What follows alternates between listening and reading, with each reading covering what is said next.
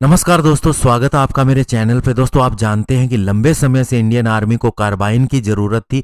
इसके लिए लोकली भी देखा जा रहा था और बाहर भी बहुत सी कोशिशें की जा रही थी। तो अभी इंडियन आर्मी ने नए सिरे से दोस्तों एक शुरुआत की है कार्बाइन को खोजने के लिए। आज इसी के ऊपर बात करेंगे। चलिए दोस्तों शुरू करते हैं। तो दोस्तों, इंडियन आर्मी ने फिर से एक रिक्वेस्ट फॉर इंफॉर्मेशन यानी RFI जारी की है, जिसके अंदर दोस्तों 93,895 कार्बाइन फास्ट ट्रैक प्रोक्योर की जाएंगी। और ऐसा दोस्तों 5 महीने के बाद हो रहा है, जब डिफेंस मिनिस्ट्री ने पहले भी फास्ट ट्रैक प्रोसीजर से इन कार्बाइन को प्रोक्योर करने की प्रक्रिया को निरस्त कर दिया था। और ये RFI फरवरी 10 को इशू की गई थी बहुत सी इंडियन और ग्लोबल मैन्युफैक्चरर को, जिसके अंदर UAE की कैरेकल, कोल्ट, सिगसोर, ब्रेटा, थेल्स और अडानी डिफेंस शामिल हैं। और दोस्तों 2018 के अंदर UAE की गन मेकर कैरेकल अपनी CAR 816 कार्बाइन के साथ सबसे लोएस्ट बिडर के रूप में उभर कर आई थी, अगर फास्ट ट्रैक प्रोक्योरमेंट की बात की जाए।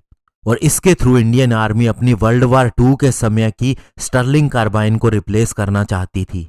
और साथ ही इसके द्वारा आर्मी अपनी नई कार्बाइन, जिसके अंदर 5.56 × 45 mm के कार्ट्रिज हों, ऐसी कार्बाइन चाहती थी। लेकिन दोस्तों अभी जो RFI इशू की गई है ये बहुत ही सिंपल है। अगर इसका कंपैरिजन किया जाए 2018 की RFI के साथ में, इसके अंदर सिंगल पेज है, उसके अंदर 3 पेज थे। और साथ ही इस RFI के अंदर यह भी कहा गया है कि जब डील हो जाती है तो 1 साल के अंदर ही वेपन सप्लाई करने होंगे। और डील कितनी बड़ी है इसके बारे में अभी पता नहीं चला है, लेकिन अगर 2018 की कैरेकल की बिड को देखा जाए तो ये माना जा रहा है कि ये $110 मिलियन यानी कि 800 करोड़ रुपए से ज्यादा की होगी। और दोस्तों डिफेंस सेक्रेटरी अजय कुमार, जो कि डिफेंस प्रोक्योरमेंट बोर्ड को हेड करते हैं, उन्होंने ही लास्ट ईयर सितंबर मंथ के अंदर एक्चुअली ये एक्विजिशन की डील को खींचा था, बंद किया था, क्योंकि इसे सीनियर डिफेंस मिनिस्ट्री ऑफिशियल के द्वारा क्वेश्चन किया गया था, और वो भी 2 ग्राउंड के ऊपर। क्योंकि ये कार्बाइन कॉस्टलियर थी US मेड सिग 716 असोल्ट राइफल से,